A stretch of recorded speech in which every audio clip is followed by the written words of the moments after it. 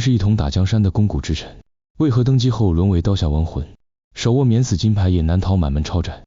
朱元璋为何在开国后对陪他打江山的老哥们痛下杀手？10年诛杀9万人，就算你对中国历史不感兴趣，这场明初最血腥的权力清洗也会让你脊背发凉。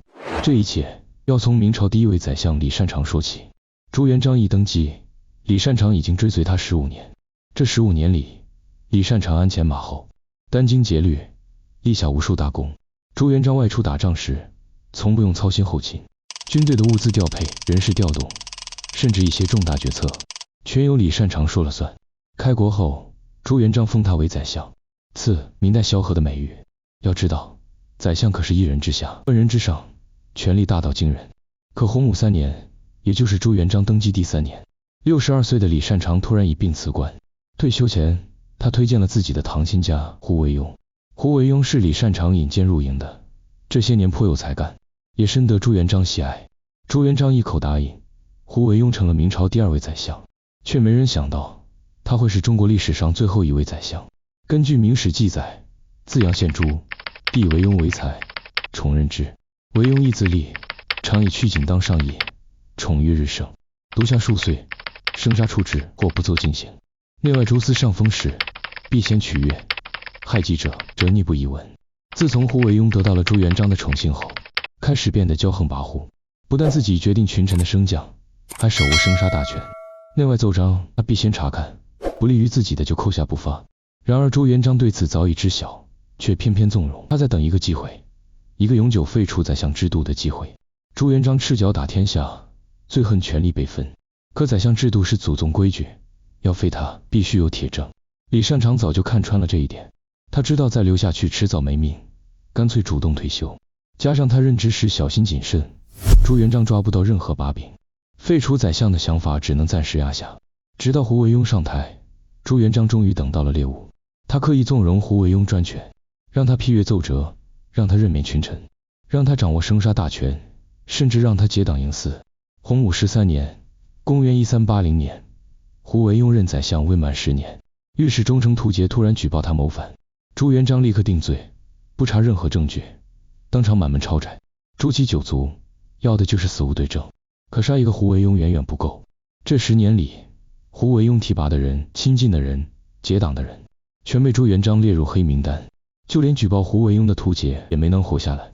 这场屠杀整整持续了12年，只要和胡惟庸沾一点关系，就会被定为胡党，有的被拉到刑场诛9族，有的被锦衣卫当场满门抄斩。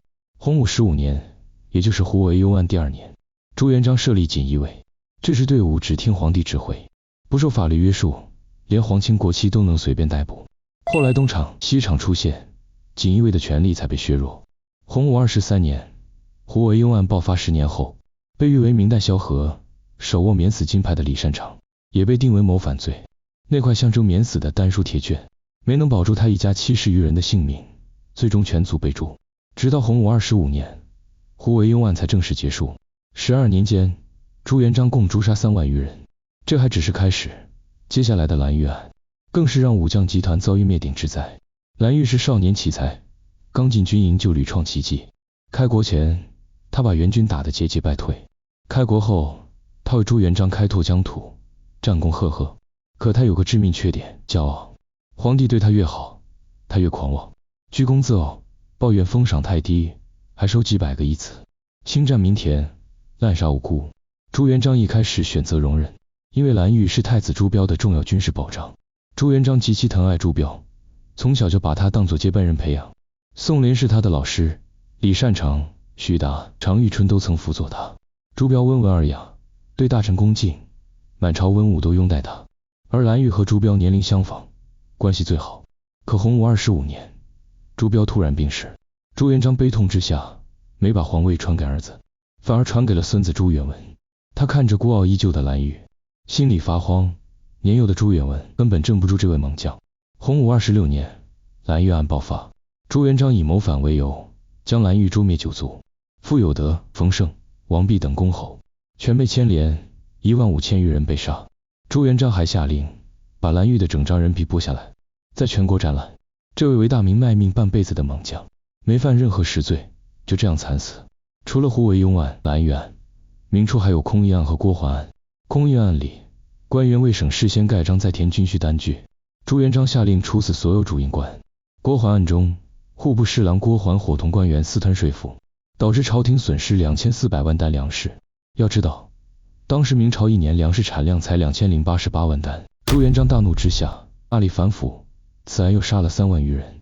明初4大案，朱元璋共诛杀9万人，其中不乏开国功臣，有的被冤枉，有的确实有罪，但最终都成了皇权的牺牲品。朱元璋这么做，说到底就是为了权力，他要让朱家王朝永远传承，要帮子孙清除所有隐患。晚年的朱元璋在遗诏中写道：朕经营天下数十年，世事按古就绪，唯功成前安后挖，行事不成，本欲迁都，今朕年老，精力已倦，又天下初定，不欲劳民，朕心肺有数，只得听天，唯愿见朕死心，夫妻子孙，即便背负刻薄寡恩残暴嗜杀的骂名，他也要为朱家后代铺好路。可朱元璋万万没想到，他死后第4个儿子朱棣会给大明王朝带来一个意想不到的结局。下一期咱们就来讲讲永乐大帝朱棣的故事。